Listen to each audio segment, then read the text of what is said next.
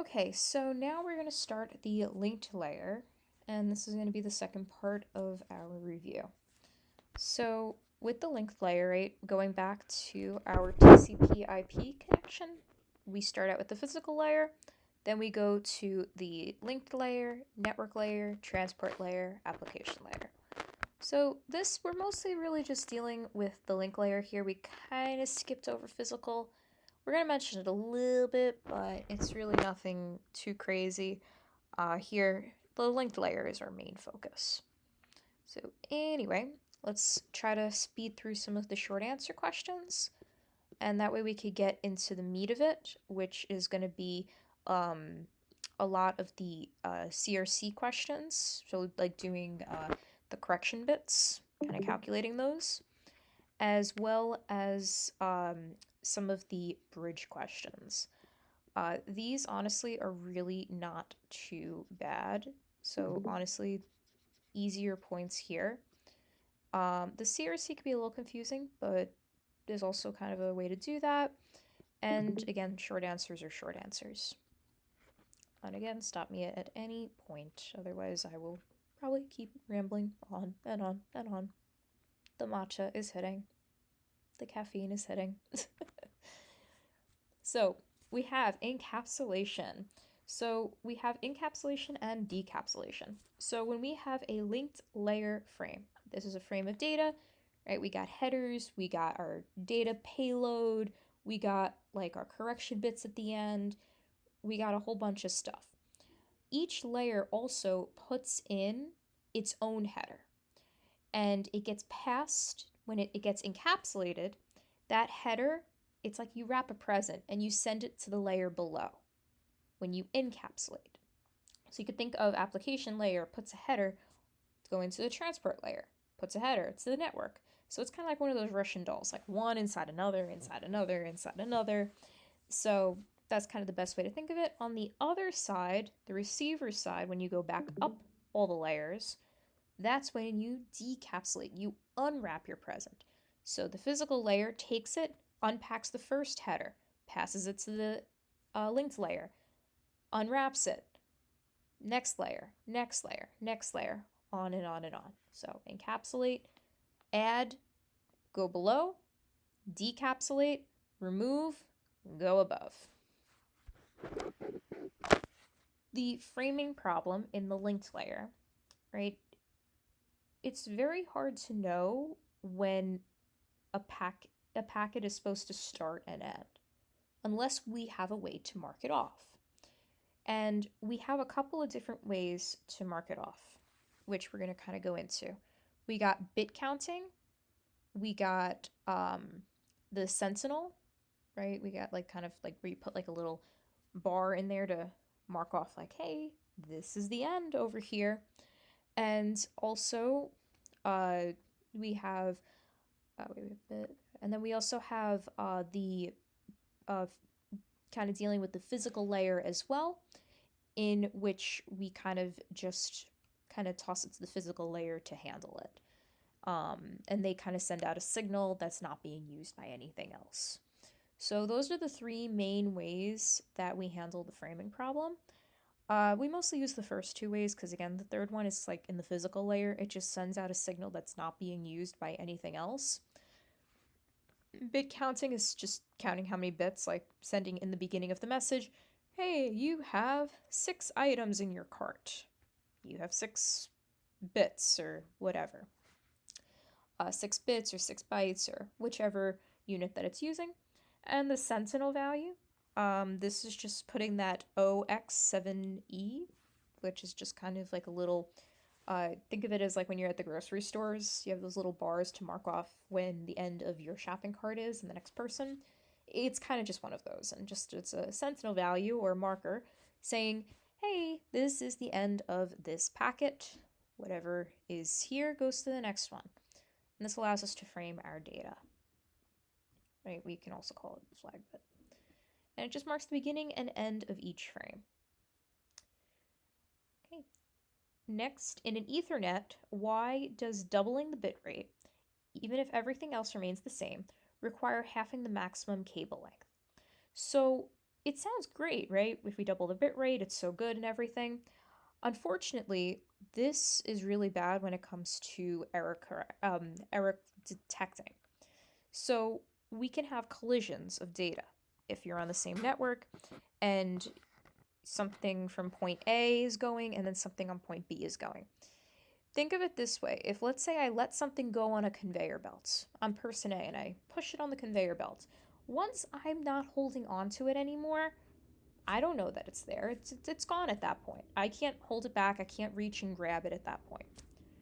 But if person B wasn't paying attention and put their package on the conveyor belt on the opposite end and let go, now neither of us can get them back, and boom, there's a collision in the middle of it.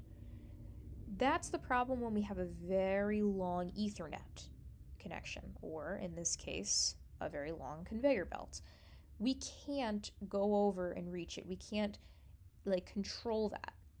Because of that, if we're having a super fast conveyor belt, it needs to be much smaller. That way we can detect if someone on the other side is using it before they go too far.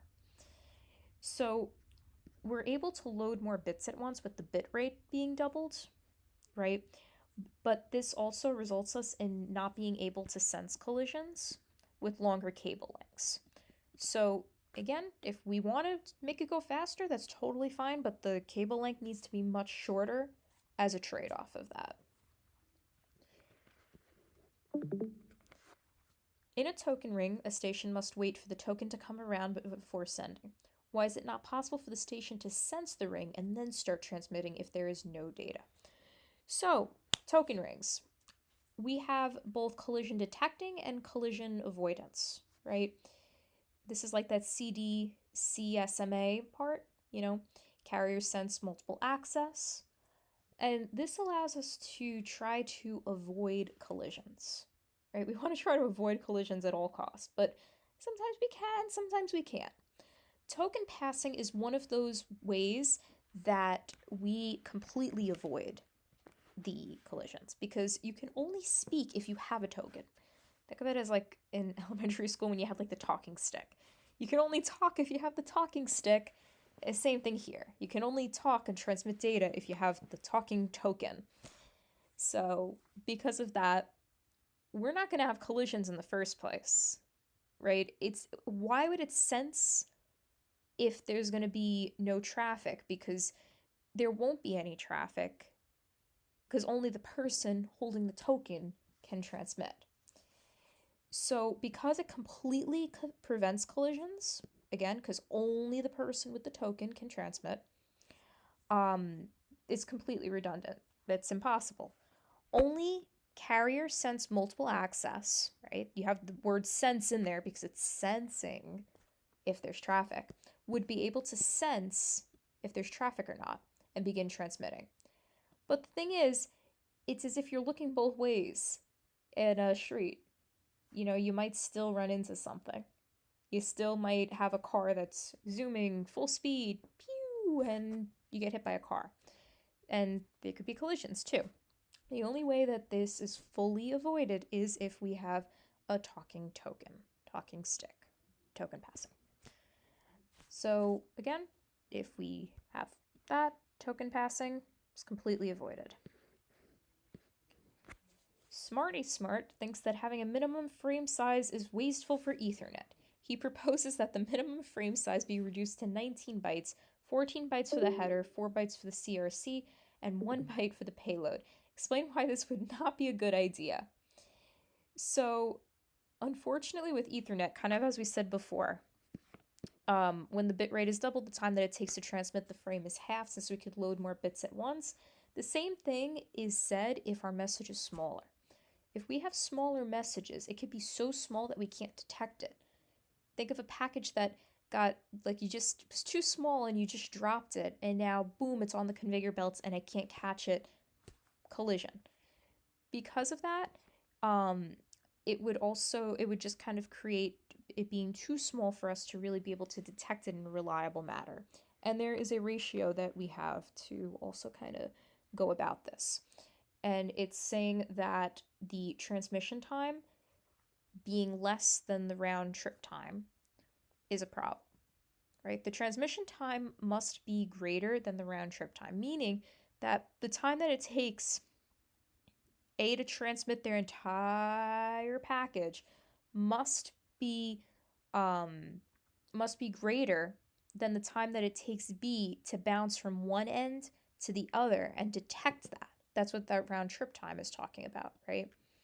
So because if we can't detect it, if we can't like just circle around and see, hey, is there something on this wire? By the time that gets to the other side, then we have a collision. Think of it as if you're playing a game of checkers or something, right? If in enough moves your opponent can bring their checker to the other side, they can get kinged, right? Um, if you aren't able to make it back to detect that they're there, and try to, stop them, then you're gonna have an issue. So with Ethernet, it's important for there to be a minimum size. We need to make sure that there is a minimum size because otherwise, we're going to have a bit of an issue here, right? We're not going to be able to actually detect um, the actual message, and that can cause a collision from happening. Okay. In a broadcast channel, the link's bandwidth is wasted due to multiple hosts trying to send at once and canceling each other's communication. A simple model of this problem is that time is divided into discrete slots. If a network has n hosts and the probability of a single host trying to use a slot is p, what fraction of slots are wasted due to collisions? So the professor gave us like a similar formula, but it wasn't really for the waste aspect of things. So the way that we kind of want to think about this, right, is we want to break this down into the entire all of the slots, right? So the entire slots, and we're thinking of probability. So the whole piece of the pie is 1, right? And we want to say that this whole pie is composed of 3 things: successful transmissions, wasted transmissions, and idle transmissions. So successful, yay, you reach your destination. Wasted is you collide. You collide and okay, package dropped. That was a waste of time. And idle is you're just waiting to transmit. You're not doing anything useful. So if we know that the entire pie is 1, to get the wasted, I could just subtract out the successful slice versus the idle slice. And to do this, right, I know that for the probability of the success, right, this is going to be n, which is the number of hosts, times p, which is going to be the probability of a single host using the slot, multiplied by 1 minus that probability to the n minus 1 power. So this is going to be the probability of all n minus 1 hosts. We're using n minus 1 because, again, we are a host. There are n hosts total, and we're one of them. So it's everybody else, the n minus 1 part. And the probability of them all staying quiet, right? Because, again, the probability of them actually using the slot is p. So 1 minus p is them staying quiet. And we multiply that by the probability of the one host transmitting, which is p. And then, I did not want to open the dictionary. I don't know why that did that. Then you multiply that whole result by n, because again, there could be any of those n hosts. So that's how you find the success itself. And then for the waste, right, this is just simply 1, the total probability, minus the probability that they're using the slot, multiplied by all of the n hosts. So I could just subtract these guys, and that's the end of that one. I'm going to be honest, I was not too sure about this one. The idle one, I think, was the one that he kind of provided in class, but we didn't really have like the success one. So I kind of had to like look this one up, but this is kind of one of those that like you might just want to memorize. Just kind of break it down by parts, right? The probability that all the hosts stay quiet multiplied by the probability of us transmitting multiplied by any of the n hosts. So this is like literally saying that we're transmitting, but everybody else is quiet. And then idle is saying if p is the probability that they're using the slot, 1 minus p is that they're not using the slot. And this gets multiplied by n. I just realized I think I screwed up the color coding of this. Okay, this is supposed to be reversed.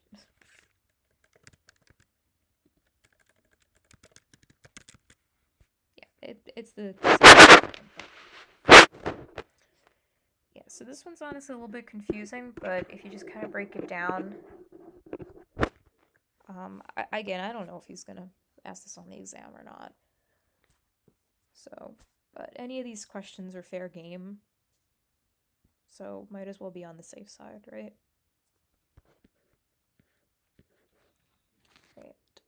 Explain the following terms. MTU, the max transfer unit. So this is the largest payload that we can have, right? And this is usually the 1500 bytes that we can have max. And again, payload is the entire frame minus the linked list. What is this, 211 class? The linked layer header and the trailer error detection correcting values. That's the EDC stuff. Okay, then we got byte stuffing and bit stuffing. So kind of going into that sentinel that we mentioned before. Byte stuffing is talking about putting that sentinel value at the end of any byte sequence, right? So that way we, the frames that we want to separate. So that way we know exactly where one starts and one ends. But what if we wanted to actually transmit the sentinel itself, that OX7E? Then we need to put the escape character before it. And that actually is represented by OX7D. So there's a question on this that we're going to actually be doing. But what it's just saying is that if I actually wanted to send the value OX7E, I just have to put OX7D before OX7E. It'll make more sense when we do it. Bit stuffing is a little bit different, right? Byte stuffing, think this is a full byte. Or, well, this is a hexadecimal, so technically, yeah, so it is exactly like 1 byte here, right? Because this is saying 4 bits, right?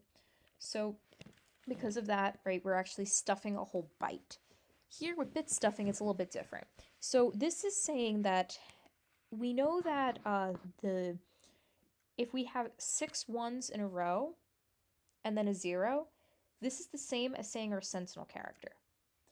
And, if I were to write this out in binary, it would be the same exact thing, right? Because 7 is 4, 2, 1, the 0 there, and then D is 10, 11.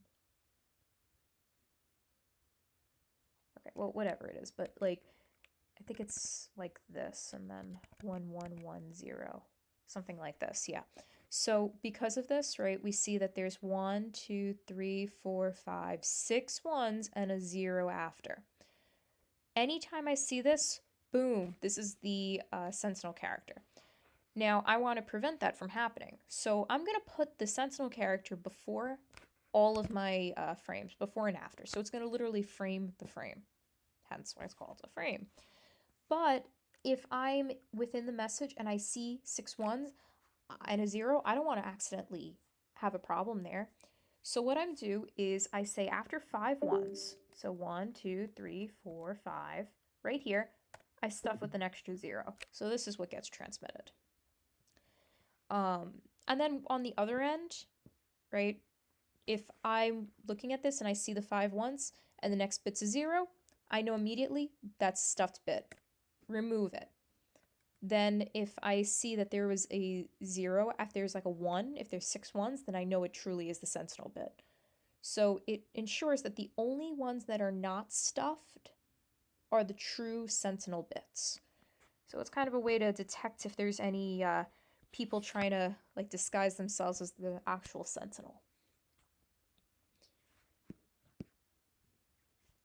Okay, so the difference between byte stuffing and bit stuffing. Just remember, byte stuffing is a whole byte dealing with the sentinel value.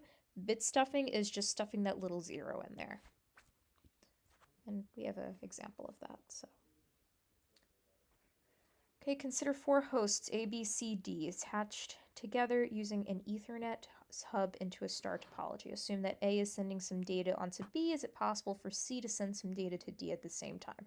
Okay, a hub is a physical layer device, meaning it's dumb. They can't detect anything, and because of that, it's only what we call half duplex, meaning that I cannot send and receive from 2 different places. I can't send and receive at the same time. Because of that, I absolutely cannot send A and B and C and D at the same time. And also because of that, it is a single collision domain. So if A and B were sending to each other and C and D were trying to send to each other, boom, collision. That's not good. And that's why it is truly half duplex, because we do not need those collisions happening. On the other hand, when we get into bridges and switches are smarter devices because they are indeed on the linked layer. Bridges bridge together 2 ports, and when you have multiple bridges together, that's when you're going to be having a switch. And each end of the bridge, there's a question that looks, you could see what it looks like. Right? Each of these guys is their own collision domain. So instead of the entire thing being one collision domain, nothing can speak to each other. Anything on link 1 can speak at the same time as anything on link 2 as anything on link 3. The only problem is like if you're on the same link, then you have a problem. Like if A and B were on the same link, let's just say, I can't send A to B and then B to something else on that same link. Each of these on one half of the bridge is their own collision domain. Think of it as like their own neighborhoods or something, or their own classrooms, and only one thing in each classroom can speak. But, you know, obviously the different classrooms can speak at the same time. It's just the ones that are actually like on the same classroom, they can't speak at the same time. Switches completely eliminate that issue because everything becomes point to point at that point. So pretty much with the switch, you don't have to worry about any collisions on that because point to point, everything is separated by its own mini bridge. You could think about that. I don't think we have a switch around here, but yeah, everything here is pretty much just bridges. But that's kind of just the main difference between that. So anyway, in conclusion, hub, no, physical, so it cannot be sent at multiple times at the same time. What is the type or protocol number fields in a linked layer header used for? Do all linked layers have a type field in their headers? Otherwise, what's the implication? So the type, as we kind of mentioned before, this is the multiplexer deep multiplexer. And all this tells us is it tells the upper layer protocol what upper layer protocol is going to be used. So it's going to tell the network layer, am I using IPv4, IPv6? Am I using ARP? Am I using something else entirely? Now, not all linked layers do have a type field. For instance, if it's automatically implied that you're going to be using, let's say, IPv4, then if you don't have this field, we just automatically assume that we're going to be using that. So that's the only implication really with that. Otherwise, yes, they should have the type field, unless like, let's say you're working in like a factory or something and it's like, okay, this is the only protocol that I'm using. Okay, we can kind of assume that's the case. All right, if a linked layer does not add error detection correction bits to the ends of its frame, that's not good because then how am I supposed to detect an error? I can't take any proper action to correct this error either. I can't ask for it to be retransmitted. I can't drop the frame. I can't do anything with it because if I don't know that there's an error in the first place, how am I supposed to do something about it? If there are any errors, then guess what? They kick the can up to the upper layers, and that becomes their problem now because the linked layer was too stupid to find the errors themselves. Why is it important for protocols configured on top of the Ethernet to have a length in their header indicating how long the message is? So Ethernet itself does not have a length field. The only way that it is able to know when the end is when there just is no signal left. So when the signal stops getting received, I guess that's the end of the message now.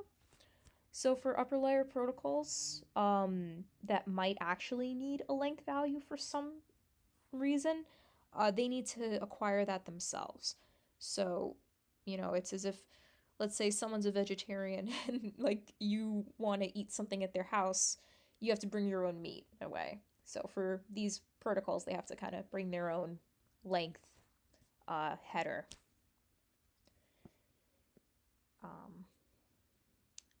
So additionally, Ethernet frames only have a minimum and maximum size requirement. Just because, in case a frame is smaller than that minimum that we mentioned before, because we need the minimum to detect if there are collisions. Otherwise, if it's too small, it might just slink past us. And if it ends up being smaller, we have to know the actual data because otherwise it's just going to be padded. So if something is not within the actual boundary of it, it's too small, we just have to kind of pad it up. It's like a booster seat. But if you actually need to know the real values of it, then we're going to have a bit of an issue. Right, MAC address, media access control. And all this pretty much just allows us to do is it's kind of a fixed address, so it's fixed on your physical device, physical node, and it allows us to kind of figure out when a message is destined to a particular address. So it's basically like a computer's address in a sense, like so that you can get mail delivered in a way. Because otherwise, with IP addresses, they're always changing and whatnot. So because of MAC addresses, it's a permanent fixed address, and we always know who this is destined for. Okay, we went over with Ethernet. Carrier sense multiple access collision detection. So Ethernet is slightly different than just regular CSMA in the sense that while, yes, Ethernet will just kind of listen and wait for some time to send over their message, if there is a collision, let's say they send a message and a collision is detected, they put a jam signal. So think about the conveyor belt example. It's as if they jam the conveyor belt so everything stops at that point. And they wait a random time before they actually start transmitting again. It's like, okay, let's just wait a few minutes and try it again. So it's not just collision avoidance, but it's a full method on dealing with the collisions themselves when they do happen.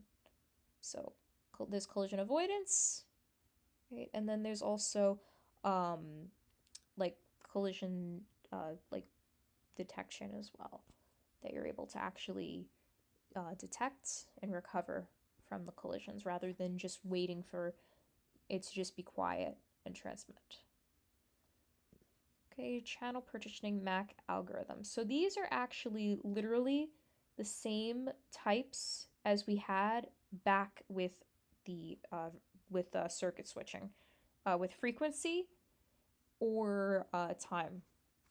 Right? The channel can either be divided into frequency bands, the fraction of the bandwidth for the full time, or time slots, the whole bandwidth for a fraction of the time.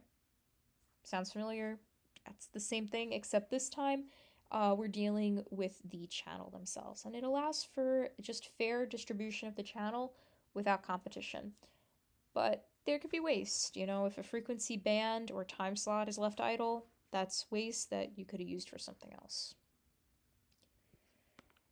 Ethernet has two encapsulation formats, the traditional Ethernet encapsulation with 14 bytes of header and 802.3 encapsulation. How long can a packet in 802.3 encapsulation be? Justify your answer. So these are two very similar formats the main takeaway is both of them have a header. 802.3 has a longer header. So there's like a lot of extra stuff that it has to keep, which don't really worry about it. Just remember that 802.3 has 8 more bytes of header. It's like a linked layer. I forgot what that was, but basically 8 extra bytes need to be allocated to the header itself. So that's 8 less bytes for the data. So it's going to be 38 to 1492 instead of 46 to 1500. Remember when we said the maximum payload was 1500? Now it's been reduced by 8 bytes to 1492. So that's kind of the reasoning for that. So it's just literally 8 bytes go off, and you can think of it as like 802.3, 8 for 8 bytes. Okay, serial versus parallel communication. Parallel, you can think of it as multiple lanes going on at the same time.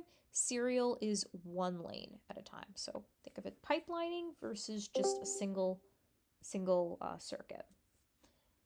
And when we're dealing with long distance communication, usually serial is a lot better. Think of it as like if you're on a highway, having one lane is easier to maintain than maintaining like 5 lanes. And we can also ensure that there's quality of service because we don't have to worry about packets getting lost or out of order or anything like that. It might take a little longer, but it's better in the long run.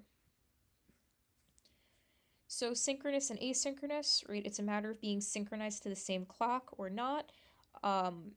Synchronization, it's hard to do, but it does ensure that things are in the right order. Asynchronous has less overhead, but we don't really have like an order involved, and instead we have to kind of put the pieces together later on with a start and a stop bit that was given much later on. The 3 types of cables in communication networks. So we got coaxial, we got twisted pair copper, and fiber optic. And Ethernet uses the twisted pair cables for shorter distance, fiber optic for longer distance. These were like the twisted pair ones he kind of showed us in class, like the ones that are like different colors. Like there's an orange and white striped one and an orange one, a green and white striped and a green, blue and white striped and a blue, that kind of stuff. And each of them has like a different frequency or something. And fiber optic, that's like literally the speed of light. So that's like really fast. So you kind of saw before with the problems we did, some of them were fiber optic cables because it mentioned the speed of light. So sometimes that's good. Coaxial is kind of old. So the keyword here is high speed. So this is like modern Ethernet. So coaxial is kind of old. These 2 are the main ones. All right, modulation versus encoding, right? So a modulation is what turns the between digital and analog. So digital is like the signals that our computers are able to kind of detect. Analog, though, allows it to be transmitted over the air. So kind of like a radio wave. Now, encoding, on the other hand, it takes the frame from the linked layer and converts to the physical signal to be actually modulated to be sent out. So you could think of it as it goes from the linked layer, it gets encoded to the physical layer, then modulated from digital to analog to be sent out into the world. And on the reverse end, right, on the receiver's end, it goes from analog on the air, it gets modulated to digital, and then from there, I can decode it on the receiver end side so that it can go from the physical to the linked layer. That's the end of the short answer questions.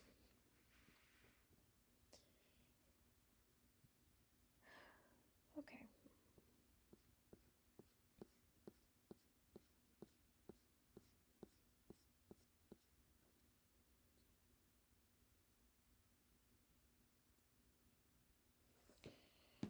Alrighty, we're almost there.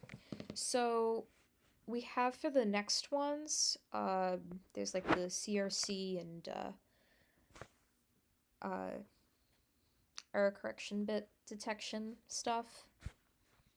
And then afterwards, a couple more short answers. These are kind of shorter. And then just these guys. So we're almost there. So let me just get my iPad real quick, and I will share my screen and kind of go over some of those. Just one sec.